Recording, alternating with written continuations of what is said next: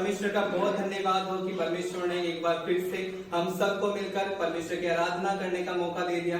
तो आइए मिलकर आप हम सब के साथ प्रभु की आराधना करें। जब परमेश्वर ने बेदारी वर्शिप के साथ हम सभी को एक अपने अनुग्रह में मौका दिया है कि हम मिलकर परमेश्वर की आराधना करें, तो आइए हम सबसे पहले परमेश्वर का धन्यवाद करें। आइए मिलकर अपने स्वरों को झुकाएं, आगे हम प्रार्थना में जाएंगे ताकि परमेश्वर का आत्मा, उसका सामर्थ हम सबके साथ रहे और हम उसके अगुवाई में परमेश्वर की आराधना कर पाए।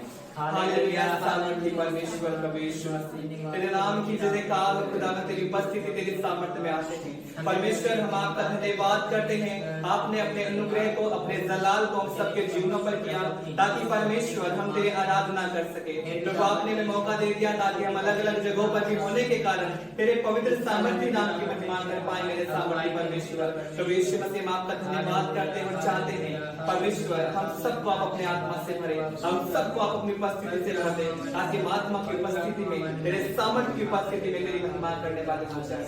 धन्यवाद यीशु, शुक्रिया प्रभु यीशु, तेरी आराधना, तेरी महिमा हो, तेरी महिमा हो। आइए हम जब परमेश्वर के सामने हैं, उसकी आराधना करते हैं, क्यों ना हो अपने हृदय को, अपने मनों को हम परमेश्वर के सम्मुख समर्पित करते हुए उसकी आराधना करेंगे। मिलके भजन गाएंगे हम, तेरी स्तुति मैं करूं, आराधना मैं करूं। तेरी स्तुति मैं करूं, आराधना करूं, दिल से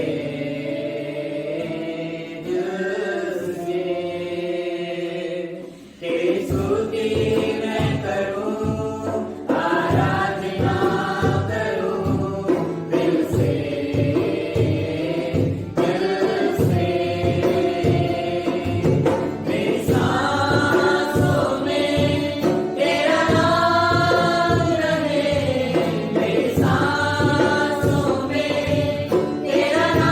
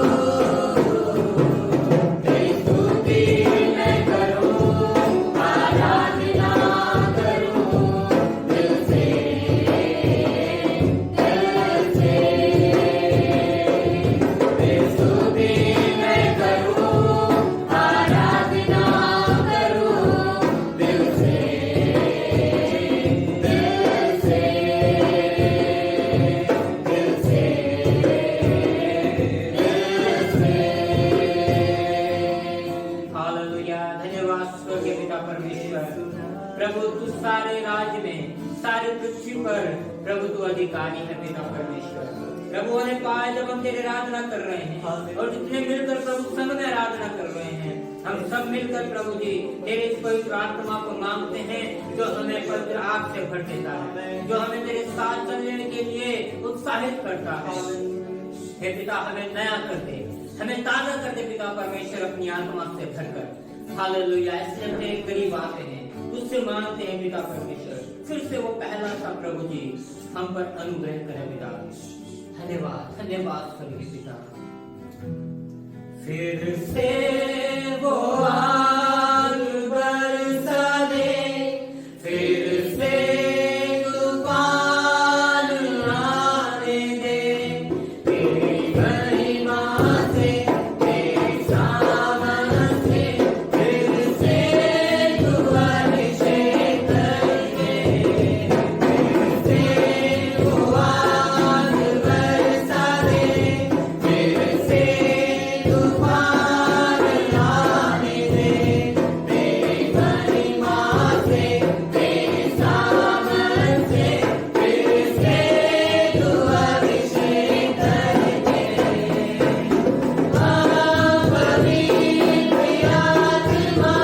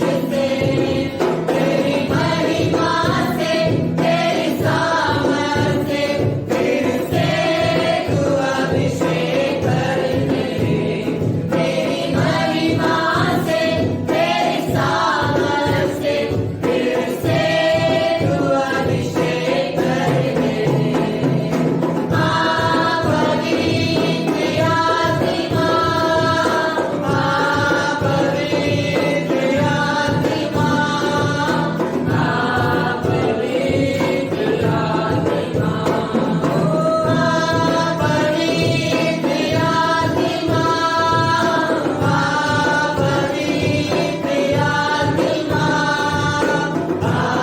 पवित्र आत्मा, हालेलुया। पवित्र आत्मा यीशु के स्तंभ पुकार दे पिता परमेश्वर। तेरा धन्यवाद, तेरा धन्यवाद, तेरा धन्यवाद, तेरा धन्यवाद। Hallelujah hallelujah hallelujah hallelujah. आइए क्यों ना हम परमेश्वर की महिमा और भी उसके साथ आनंद के साथ करें। जब उसने हमें समय दिया है, उसने हमें जीवन और सांसें दी हैं, तो क्यों ना हम उसकी बनाई हुई रचना को देखकर उसकी तारीफ करें और उसके लिए भजन गाएं जो सब भाता है। आइए पवित्र आत्मा की उपस्थिति में होकर हम जहां पर भी हैं, जैसे स्थान पर भी हैं, अपने दिलों को खोलकर परमेश्वर के लिए गाएं। आइए मिलकर हम भजन गाएंगे। तारीफ तारीफ मिलके करो सारी तारीफ। तारीफ तारीफ तारीफ मिलके करो सारी तारीफ, तारीफ तारीफ तारीफ मिलके करो सारी तारीफ। यीशु ही जो है प्यारा मुझे, यीशु ही जो है प्यारा मुझे, उसने हम सबको है बनाया, जो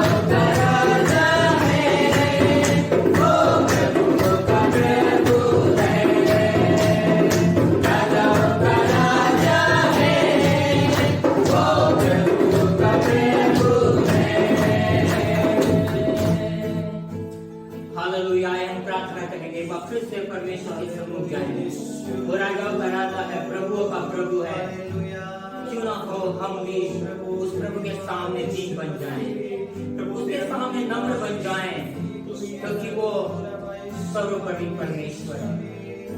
हालेलुया, हालेलुया। वो प्रभु है जो कहता है मैं तुम्हारे जीवन से अपनी महिमा लेना चाहता हूँ। आइए हम उसे महिमा दें और उसके नाम को ऊंचा उठाएं। हालेलुया, धन्यवाद, धन्यवाद। महिमा हो तेरी, महिमा हो तेरी, हो महिमा हो तेरी, यीशु महिमा हो तेरी, ऊंचा और ऊंचा, सबसे ऊंचा रहे तेरा नाम, ऊंचा और ऊंचा, सबसे ऊंचा रहे तेरा नाम। करते हैं तेरी हम स्तुति, हृदय की गहराइयों से। करते हैं तेरी हम स्तुति, हृदय की गहराइयों से। यीशु तू ही है, तू ही है हमारा प्रभु। यीशु तू ही है, तू ही है हमारा प्रभु। महिमा हो तेरी, यीशु महिमा हो तेरी, हो महिमा हो तेरी, यीशु महिमा हो तेरी, ऊंचा और ऊंचा, सबसे ऊंचा रहे तेरा नाम, ऊंचा और ऊंचा, सबसे ऊंचा रहे तेरा नाम। आत्मा और सच्चाइयों से तेरी आराधना करेंगे, आत्मा और सच्चाइयों से तेरी आराधना करेंगे। यीशु तू ही है, तू ही है हमारा जीवन। यीशु तू ही है, तू ही है हमारा जीवन। महिमा हो तेरी, यीशु महिमा हो तेरी, हो महिमा हो तेरी, यीशु महिमा हो तेरी, ऊंचा और ऊंचा, सबसे ऊंचा रहे तेरा नाम, ऊंचा और ऊंचा, सबसे ऊंचा रहे तेरा नाम। ओ स्वर्गीय पिता, हम तेरा धन्यवाद देते प्रभु, तूने एक अवसर दिया पिता परमेश्वर हमें कि हम तेरे सामने खड़े होने के लायक भी समझे जाएं। प्रभु हम तेरा धन्यवाद देते हैं आज के प्रभु सुंदर समय के लिए। प्रभु आगे हम तेरे उपस्थिति से बढ़ना चाहते हैं। आगे जब और समय हम बिताते हैं प्रभु जी तेरे वचन के द्वारा पिता, हम सबकी मदद करे प्रभु, वो हम सबके हृदय को खोलने पाए पिता परमेश्वर, वो हमारे हृदय में एक बीज की तरह समान प्रभु कार्य करने पाए प्रभु। प्रभु ये आराधना और ये प्रार्थना हम तेरे हाथ में सौंपते पिता परमेश्वर। धन्यवाद स्वर्गीय पिता, हम सबको पिता ये अवसर देने के लिए, सभी को आशीष दे। ये दुआ, ये आराधना अपने खुदावंद यीशु मसीह के नाम से हम मांगते हैं। आमीन। हालेलुया। प्रभु का बहुत धन्यवाद। आज भी प्रभु ने अपनी महिमा के लिए मुबारकपुर के बच्चों को इस्तेमाल किया है। उन वहाँ के यूथ के द्वारा आज बहुत बढ़िया से आराधना हुआ है, उसके लिए बहुत धन्यवाद प्रभु का। तो आए अभी हम परमेश्वर के वचन के लिए आगे बढ़ना चाहते हैं। अभी सब मिलके पढ़ेंगे परमेश्वर के वचन को। यूहन्ना की सुसमाचार 4 अध्याय 28 से लेकर 30 तक। सब अपना बाइबल खोले। यूहन्ना 4 के 28 से 30। मैं आप सबके लिए पढ़ के सुनाता हूँ, पर कृपया अपना बाइबल खोले। तब स्त्री अपने घर छोड़कर नगर में चली गई और लोगों से कहने लगे, आओ एक मनुष्य को देखो जिसने सब कुछ जो मैंने किया मुझे बता दिया। कहीं ये तो मसीह नहीं है? सो वे नगर से निकलकर उसके पास आने लगे। आमीन। तो आज के जो वचन है, आप सबको पता है कि प्रभु यीशु मसीह ने सामरिया की स्त्री से मिलना है और उनसे जो बात हुआ है उसके ऊपर ये वचन दिया गया है। तो शायद मुझे पता है कि बहुत लोग इसके बारे में जानते होंगे कि प्रभु यीशु मसीह ने जानबूझकर दिन के समय सामरिया के एक नगर में चले गया और वहाँ पे जो एक स्त्री से मिलने के लिए वहाँ प्रभु यीशु मसीह बैठा है और उनके साथ बहुत लंबी बात हुई है। तो इसके बारे में सारे जिक्र यूहन्ना 4 अध्याय में हुआ है। आज के वचन को लेकर मैं इसके ऊपर बताना चाहता हूँ। प्रभु यीशु मसीह हमारा पुरानी बात को, आज की बात को और आने वाली बात को पूरा चंगा करने वाला है। हमारे जीवन को चंगा करने वाला प्रभु यीशु मसीह है। हालेलुया। तो सबसे पहले मैं इस वचन को लेकर ये बताना चाहता हूँ कि हमारे आज का दिन के हमारे दिल का समस्या है, प्यास है, वो हमेशा हमारा पुराना गतने से संबंधित है। मतलब अतीत का गव से संबंधित है। जो हमारे जीवन में जो पहले हुआ था उससे संबंधित है। कभी कभी लोग कहते हैं मेरे अंदर में बहुत गुस्सा आता है, लोग कहते हैं मुझे रोना आता है, लोग कहते हैं अकेलेपन आ जाता है, लोग कहते हैं मुझे बहुत उदास हो जाता है, निराश हो जाता है, लोगों के सामने खड़े होने का हिम्मत नहीं है। तो कहीं जो बातें हैं उस बातें को लेकर उनके जीवन को देखेंगे, वो उनके स्वभाव से संबंधित नहीं है और चरित्र से संबंधित नहीं है, बल्कि किससे संबंधित है? जो बचपन में बहुत समय पहले उनके जीवन में जो अतीत का गाँव हुआ था उससे संबंधित है। उस दिन जो चोट उनके जीवन में लग गया है, घटना जो उनके जीवन में हुआ है, उसके कारण अभी भी वही दर्द, अभी भी वही प्यास, अभी भी वही भूख में जीवन जी रहे हैं। तो आजकल हमारा जो जीवन का स्वभाव है या अपना आदत है, जीवन का चाल चलन है, आप अच्छे से देखें और उनमें से बहुत कुछ बातें हैं कि आप अपना जीवन के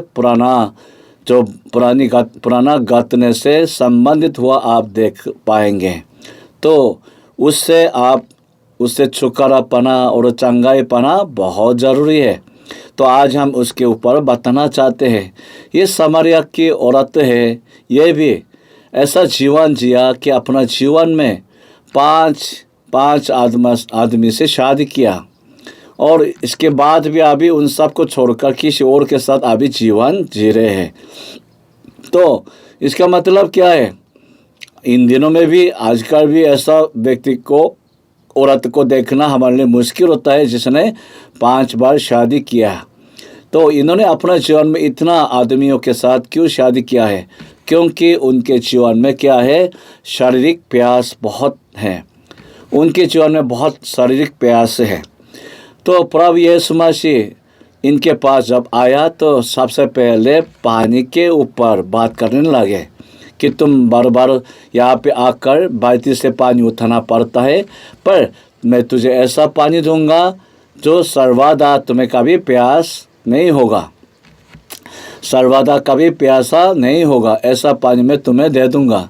तो ये प्रभु यीशु मसीह जानते थे क्या है, इस औरत के अंदर में बहुत तकड़ा प्यास है, इसलिए खाली पानी से जो संबंधित नहीं है, बल्कि इनके हृदय में जो शरीर के अभिलाषा से संबंधित है वो प्यास बहुत तकड़ा पड़ा हुआ है। इसलिए प्रभु यीशु मसीह ने इसके ऊपर बात किया। तो तुरंत औरत ने यही जवाब दे दिया, हे प्रभु मुझे ऐसा पानी दे जो सर्वदा कभी प्यासा नहीं होगा। तो ऐसा पानी मुझे भी दे दे, क्योंकि पता था जीवन भर ये इस प्यास को बुझाने के चक्कर में इतना काम किया कि 5 बार शादी किया और अभी भी किसी और आदमी के साथ जी रहे हैं, तभी भी ये प्यास नहीं बुझ रहा, तभी भी ये प्यास नहीं बुझ रहा। तो इसलिए ये औरत उनके साथ, ये प्रभु यीशु मसीह के साथ ऐसी बात किया। तो प्रभु यीशु मसीह जानते थे कि अभी जो तुम्हारे अंदर में प्यास है तुम्हारा पुरानी जीवन से संबंधित है, मतलब जो अतीत के घटना से संबंधित है, जो तुम्हारे जीवन में हुआ है। ये प्यास किस लिए हुआ पता नहीं, पर कुछ कारण तो होगा, किसी कारण से इनके जीवन में इतना जो मतलब यही है, बचपन में जो चीज़ें इनको मिलना चाहिए था वो चीज़ें ना मिलने के कारण वही भूख प्यास इनके अंदर में रहा। ऐसा है कि आजकल बहुत बच्चे हैं, माँ बाप के प्रेम ठीक से ना पाने के कारण उनके जीवन में बहुत कुछ खामियां दिखता है, बहुत कुछ प्यास भूख दिखता है, उससे बुझाने के चक्कर में वो गलत काम में फंस जाता है। आजकल मुझे बहुत सुनने को मिलता है, क्यों बच्चों को सही से प्रेम नहीं मिलता, क्योंकि आजकल बहुत माँ बाप तलाक हो जाता है और अपनी मतलब ही बन जाता है, मतलब अपने मतलब के लिए बच्चों का ख्याल नहीं रखता है। इसलिए उनके गोद से जो प्रेम पाते हुए जीना बड़ा होना चाहिए था, वो बच्चे बिना प्रेम के जीवन जीना पड़ता है। इसलिए वो बचपन से उनको सही से प्रेम ना मिलने के कारण जीवन भर उनके हृदय में बहुत बड़ा सुराख बन जाता है। जो जगह जो प्रेम से भरवा जाना चाहिए था वो भरा नहीं, इसलिए जीवन भर उस जो घटना को, उस खामी को वो पूरा दूर करने के लिए वो हमेशा कहीं ना कहीं प्यास के साथ, भूख के साथ भागादौड़ी करता है। इस चक्कर में जो लड़कियां है वो ज़्यादातर जो बेविचारी में फंस जाता है, और लड़का है वो कभी कभी लड़ाई में, चोरी करने में, ऐसा काम में फंस जाता है। तो हर व्यक्ति का जो जीवन को देखेंगे तो उनके जीवन के हर काम का संबंधित उनके बचपन के जीवन से संबंधित है, उनके अतीत का गाँव से संबंधित है। तो प्रभु यीशु मसीह को भी पता था इसी औरत के साथ बात करने के लिए उन्होंने सबसे पहले क्यों प्यास के ऊपर बात किया, क्योंकि उनको पता था इस औरत के अंदर में बचपन से जो किस कारण से पैदा हुआ बहुत तकड़ा प्यास है, और उस प्यास के कारण इन्होंने अपने जीवन में 5 बार शादियाँ किया है और अभी 6 बार करने जा रहे हैं।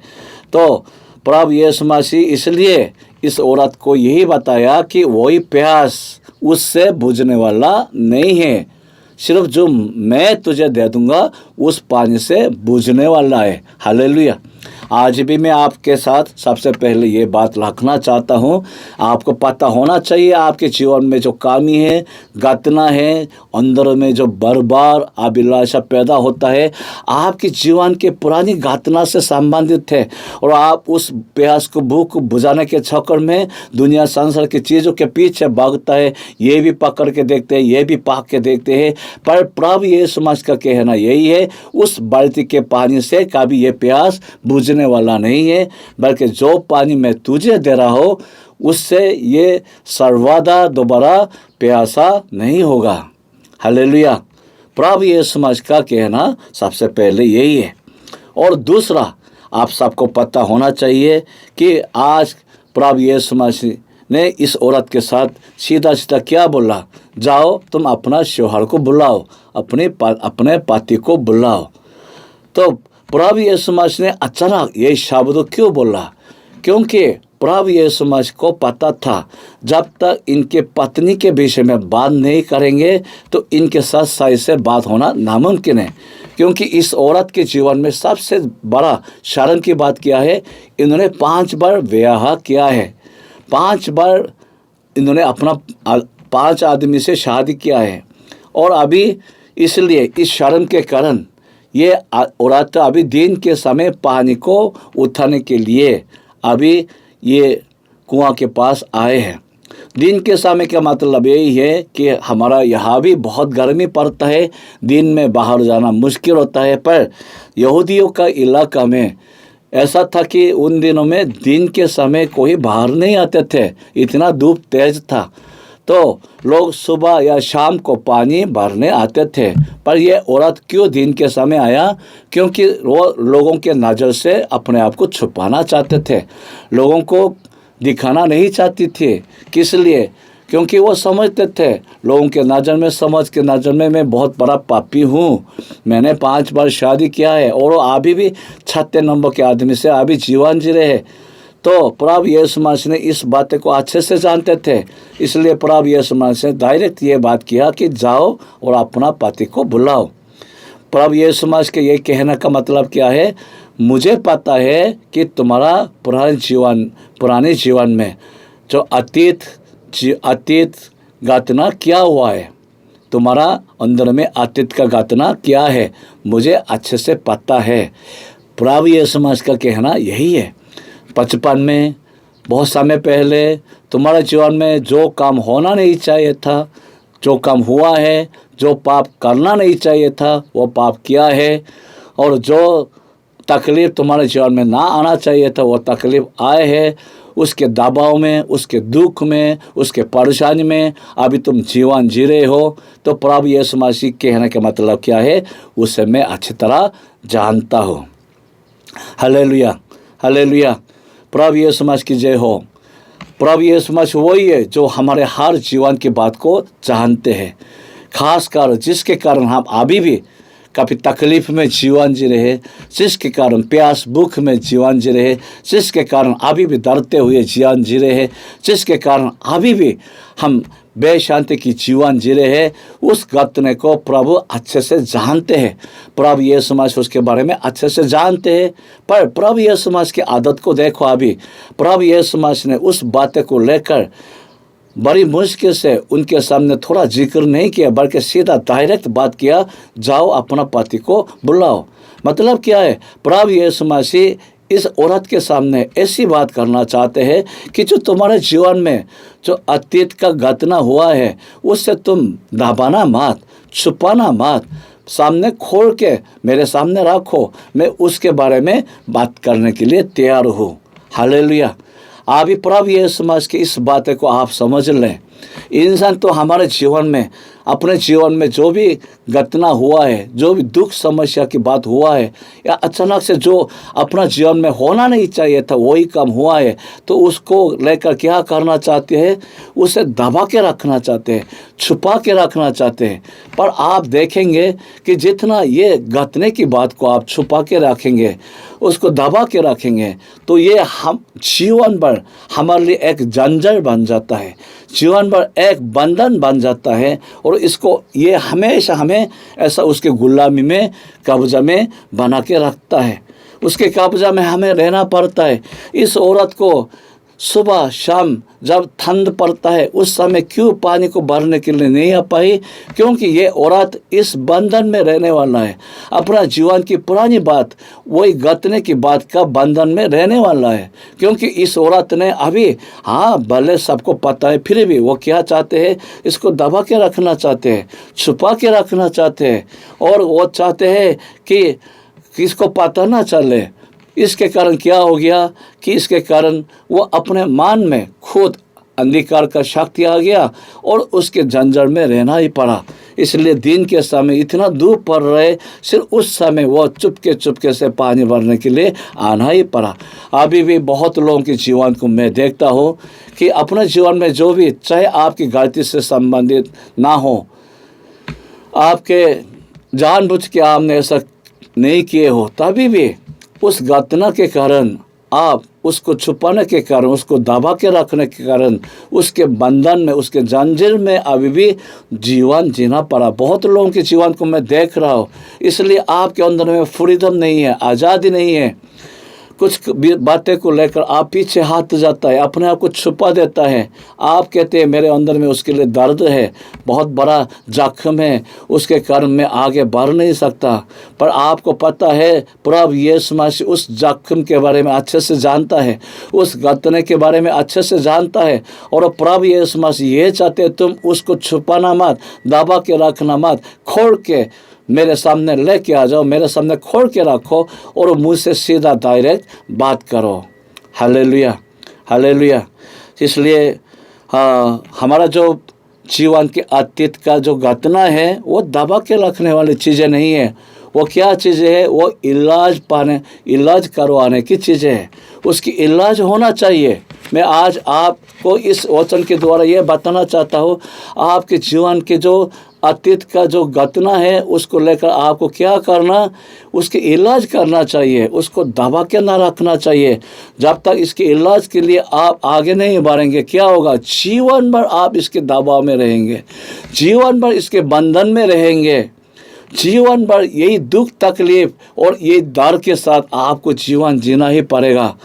इसलिए मैं आपको अभी चुनौती दे रहा और आपको समझा रहा हूँ कि आपके जीवन में, आपके अंदर में ये पुराना अतीत घटने के कारण अभी आप उसके दुख में, उसके गुस्सा में, उसके तकलीफ में अभी भी आप टूटा हुआ मान के साथ जीवन जी रहे हैं, बेसुकून की जीवन जी रहे हैं।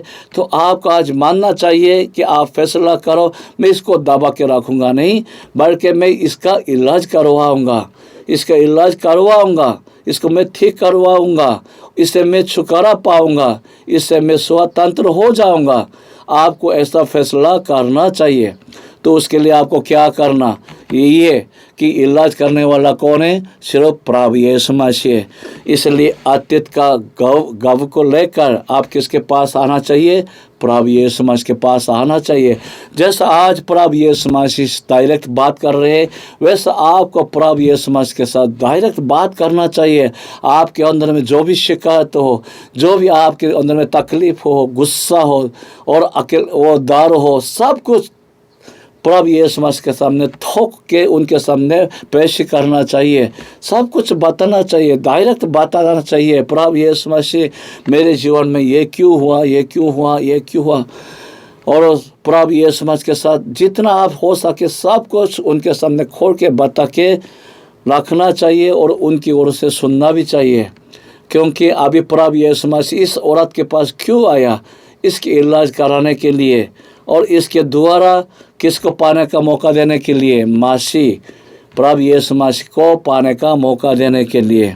Hallelujah, hallelujah. इसलिए मैं आपको एक यही शब्द बताना चाहता हूँ, आपके जीवन का अतीत का घटना को दबा के रखना मत, छुपा के रखना मत, बल्कि उसको खोल के प्रभु के सामने लेके आ जाओ और उसके इलाज के लिए कदम उठाओ। आपको उसकी इलाज करना बहुत ज़रूरी है। तभी इस औरत के साथ क्या होगा? ये औरत सुबह शाम के समय भी पानी भरने के लिए बाहर आ पाएगी, ऐसा जीवन बदल जाएगी। मैंने कई लोगों को देखा ऐसा अपना जीवन के घटना के कारण हमेशा चुपके से जीवन जी रहे थे, पर प्रभु यीशु मसीह को पाने के द्वारा, उनसे इलाज होने के द्वारा बाद में इतना बढ़िया खुशियाँ जीवन जी रहे कि खुले आम में, ना किससे डरते हुए, ना पीछे हटते हुए, बहुत अच्छे से जीवन जी रहे, स्वतंत्र की जीवन जी रहे हैं। तो मैं चाहता हूँ आप सभी लोग भी ऐसा जीवन जिए। हालेलुया। तीसरी बात यही है, तीसरी बात प्रभु यीशु मसीह हमें ये बताना चाहते हैं, तुम मुझ में आ जाओ, मुझ पे सब कुछ बताओ, मेरे साथ बात करो। और क्या करना कि तुम्हें अपना जो अतीत का घटने को लेकर उसका पुनर्व्याख्या करना चाहिए, पुनर्व्याख्या करना चाहिए। मतलब उसको परमेश्वर के नज़र से समझते देखते हुए दोबारा नए नज़र से, नए सिरे से उसको समझना चाहिए। तो हम सोचा था ये हमारे लिए बहुत बड़ी दुख की बात है, हम सोचा था ये हमारे लिए बहुत गतने की बात है, बहुत नुकसान की बात है, बहुत शर्म की बात है, पर ऐसा नहीं है। आज के वचन को देखो, प्रभु यीशु मसीह ने उन दिनों में कोई शरीफ औरत से मिलने के लिए नहीं आए, बल्कि देखो ऐसा औरत से मिलने के लिए आए हैं जिनकी शादी 5 बार हुआ है और अभी भी वही शादी को छोड़कर छठे नंबर के आदमी के साथ जीवन जी रहे। तो दुनिया के नज़र में इतना पापी औरत के पास प्रभु यीशु मसीह क्यों आए हैं? इसलिए कि प्रभु यीशु मसीह पापियों को बचाने के लिए आया, धार्मिक को नहीं। हालेलुया। तो प्रभु यीशु मसीह के नज़र से देखो तो अभी ये औरत कितना आशीष पाए हुए है। प्रभु ये औरत ने सोचा होगा कि मेरे जीवन में इस बचपन से जो मेरे अंदर में जो कामियाँ दिख रहा था, उस कामियों के कारण बहुत प्यास में जीवन जीना पड़ा।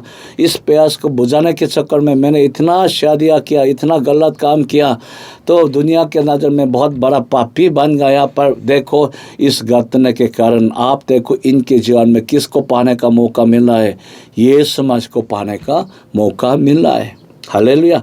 बिल्कुल इस तरह का औरत यूहन्ना के सुसमाचार में एक और दिखता है। वो क्या है? यूहन्ना 8 अध्याय में जाएंगे तो वहाँ पे बेविचार करते हुए जो पकड़ गए, वही औरत की बात वहाँ पे जिक्र है। तो दुनिया के नज़र में और उन खुद के नज़र में उस दिन उनके लिए बहुत बड़ा समस्या का दिन बन गया, बहुत बड़ा बेइज्जती हो गया। इतना वो अपने मन से सोचा होगा कि मुझे आज मरना होगा, कि मुझे कोई जीने की ज़रूरत नहीं है। इतना बेइज्जत होने के बावजूद मैं कैसे जीवन जियो, ऐसा सोचा होगा जरूर उस औरत ने। पर देखो उस दिन के गतने के कारण उन्होंने किसको पाया? प्रभु यीशु मसीह को पाया। मैं मानता हूँ कि हमारे जीवन की छोटी मोटी घटना कोई बड़ी बात नहीं है। अगर उसके कारण उसके द्वारा हम जी परमेश्वर को पाए हो तो ये हमारे लिए आशीष का कारण है। सब आमीन बोलेंगे। हालेलुया। मैं अपना जीवन की गवाही कई बार सुना चुका हूँ, फिर भी मैं 2 बात अभी दोबारा आपके सामने रखना चाहता हूँ। बचपन में आपको पता है कि मेरे पिताजी शराबी था, तो शराबी होने के कारण मैं बहुत तकलीफ में जीवन जीना पड़ा, बेसुकून की जीवन जीना पड़ा। बचपन में मेरे लिए कोई खुशी शांति का शब्द क्या होता है समझना भी मुश्किल था, इसलिए कि मैं बहुत शिकायत किया कि मेरे पिताजी क्यों शराबी है, क्यों कोई काम नहीं करता, क्यों इतना बेकार आदमी मेरा पिताजी बन गया। तो मैं बहुत शिकायत किया। और दूसरी बात यही है कि उसके कारण हमारा घर हमेशा गरीब रहा। हमारे घर पे कोई पैसा नहीं था, जितना दूसरों के घर पे है उतना हमारे घर पे पैसा नहीं थे। हमारे स्कूल का फीस के लिए काफ़ी इतना पैसा नहीं था, तो मुझे बहुत समस्या में जीवन जीना पड़ा। और मैं बहुत उदास हुआ था कि मेरे जीवन में क्यों ऐसा शाप परमेश्वर ने दे दिया, कि क्यों मेरे जीवन में क्यों इस तरह जो काम हुआ है। मैंने बहुत तकलीफ के साथ मैंने शिकायत के जीवन जिया। पर बाद में पता चला कि ऐसा बेसुकून के ऐसा तकलीफ के जीवन जीने के कारण 17 साल की उम्र में मैं किसको पाया? प्रभु यीशु मसीह को पाया। अगर मेरे जीवन में ये प्यास भूख ना होता तो मैं प्रभु यीशु मसीह को पाते नहीं है। मैं शायद संसार का कोई व्यक्ति बन जाता, संसार के खुश के पीछे, संसार के जो मजा के पीछे भागने वाला बन जाता। ऐसा लड़का बनने का बहुत चांस था, पर प्रभु ने मुझे ऐसा मार्ग से बचाया। किसके द्वारा? यही गतने के द्वारा। हालेलुया। सब मिल के बोलेंगे हालेलुया, आमीन। तो हमें क्या करना? अपने जीवन के पुरानी गतने को अभी प्रभु यीशु मसीह के नज़र से दोबारा देखना चाहिए, उसका अर्थ दोबारा निकालना चाहिए। जैसा आप समझ रहे उसका अर्थ वो नहीं है, बल्कि उसका अर्थ कुछ और होता है। जैसा यूसुफ के साथ हुआ है, उसके भाई ने उनको बेच दिया, वो गुलाम बन गया और वो उसके स्वामी ने उसको जेल में डाल दिया और वो खेद में रहना पड़ा। तो उनके लिए भी जीवन भर कितना शिकायत की बात पड़ा रहा। उस शिकायत के साथ वो जीवन जी सकते थे, पर उन्होंने ऐसा फैसला नहीं किया। उन्होंने अपने नज़र से अपना जीवन को नहीं देखा, बल्कि परमेश्वर के नज़र से अपने जीवन को देख लिया। इसलिए वो हर काम में वफादार रहा, क्योंकि वो जानते थे प्रभु ने अभी परमेश्वर ने उन्होंने अपने योजना के अनुसार मुझे ऐसा स्थिति में डाल दिया। इसलिए वो शिकायत में बैठने के बदले, ऐसा निराश में बैठने के बदले, बल्कि परमेश्वर के नज़र में वफादार बनने की कोशिश किया। हालेलुया। तो यूसुफ के जीवन से भी हमें सीखना चाहिए, बहुतों के जीवन से भी, मेरे खुद के जीवन से भी मैं आपको गवाही दे सकता हूँ। जो हमारे जीवन में घटना हुआ है वो हमारे नुकसान के लिए नहीं, बल्कि हमारा फ़ायदा के लिए है। प्रभु ने उस घटना के द्वारा हमारे जीवन में बहुत अच्छे चीज़ें को देना चाहते हैं। वो क्या है? वो क्या है? हाँ, उससे आप प्रभु यीशु मसीह आप चंगाई भी कर देंगे, पर चंगाई करते हुए साथ साथ किसको मिलने का मौका देगा? प्रभु यीशु मसीह से मिलने का मौका देगा, जीवन, अनंत जीवन पाने का मौका देगा, स्वर्ग के वारिस बनने का मौका देगा, हमें सुसमाचार को कबूल करने का मौका देगा। धन्य है जिन्होंने यीशु मसीह को पाए हैं, धन्य है जिन्होंने अनंत जीवन को पाए हैं, धन्य है जो स्वर्ग का वारिस बन गया, धन्य है जो सुसमाचार के लिए सुसमाचार का आशीष को पूरी तरह दिया है। कितना धन्य है। आजकल मैं देखता हूँ दुनिया संसार में बहुत लोग हैं, सब कुछ होने के बावजूद उनके पास अनंत जीवन नहीं है। सब कुछ होने के बावजूद प्रभु यीशु मसीह नहीं है। वो कहते हैं मेरे पास पैसा है, मेरे पास बंगला है, मेरे पास बाइक है, गाड़ी है, कोई काम ही नहीं है। भैया, मैं आपको सीधा सीधा बोलना चाहता हूँ कि आप उस चीज़ के साथ कितना समय के लिए यहाँ पे जी पाओगे? ज़्यादा से ज़्यादा 40-50 साल उस चीज़ के साथ जियोगे, ये भी भरोसा नहीं है उतना समय ये चीज़ें तुम्हारे साथ रहेगा कि नहीं, कोई भरोसा नहीं है। पर मैं अच्छे से अच्छा बोल लो, तभी भी तुम 40-50 साल के साथ के लिए इस चीज़ों के साथ जीवन जियोगे, पर उसके बाद क्या होगा तुम्हारे लिए? उसके बाद तुम्हारे साथ क्या क्या होने वाला है तुम्हें पता है? परमेश्वर की न्याय में खड़े होना होगा। जैसा तूने अमल किया है उस अमल के अनुसार एक पाप भी दिखेगा, सीधा नरक के आग में डाला जाएगा। तो यूहन्ना, पहला यूहन्ना 5:12 में क्या लिखा है? जिनके पास पुत्र है उनके पास जीवन है, जिनके पास पुत्र नहीं है उनके पास जीवन भी नहीं है। मतलब यही है, जिनके जीवन में प्रभु यीशु मसीह आए हैं उनके पास अनंत जीवन है, जिनके जीवन में प्रभु यीशु मसीह नहीं आए हैं उनके जीवन में अनंत जीवन भी नहीं है। तो किसी भी तरीके से आप अपने जीवन में प्रभु यीशु मसीह को सच में पाए हो, चाहे दुख के कारण, चाहे तकलीफ के कारण, चाहे आप बेशांति के कारण, वही प्यास भूख के कारण, आप उसके कारण प्रभु यीशु मसीह को पाए हो, मुबारक हो, धन्य है। प्रभु ने आपको बहुत बड़ा आशीष दे दिया। हालेलुया। इसलिए मैं आपको सीधा सीधा अभी मैं बोलना चाहता हूँ, अपना जीवन के अतीत का घटना का गुलामी में रहना मत। अभी भी मैं मसीह होने के बावजूद बहुत लोगों के जीवन को देखता हूँ, अभी भी उस गुलामी में जीवन जी रहे हैं। अभी भी वही घटना की उससे जो पैदा हुआ वही प्यास, वही भूख, वही कमी कि महसूस में अभी भी आप उसकी गुलामी में जीवन जी रहे, और अभी भी उसको बरवाने के लिए उस चक्कर में जीवन जी रहे। ये शैतान का बहुत बड़ा चाल है, ये शैतान का जाली है, आपको फंसाने के लिए आपके जीवन में डाल दिया। आप उस गुलामी से बाहर आ जाओ। उसके लिए क्या करना है?